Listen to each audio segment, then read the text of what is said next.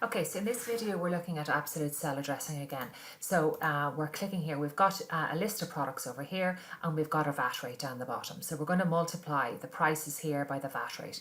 So again, let me just take you through it the wrong way. So equals the 150 multiplied by the 21%.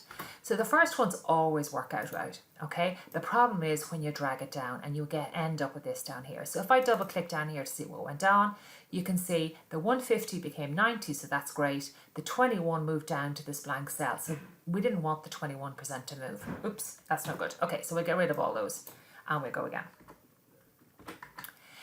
So we go again up to the first one and we say equals, and we the B2 multiplied by the 21% down here, which is B9.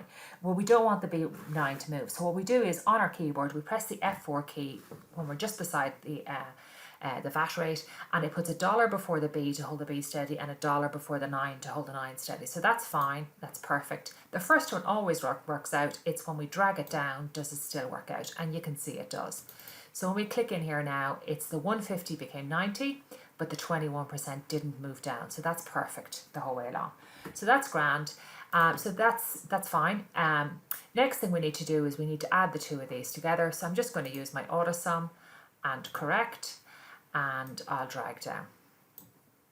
So that's perfect. Now I notice I've lost the line down here, and we've lost the line over here. So actually this looks really nice, but these two aren't so good. So I'm going to select this one out here. So I'm going to select like that. I'm going to hit my format painter and I'm going to paint across like that. And it should have given me a straight line down the bottom. So that's perfect.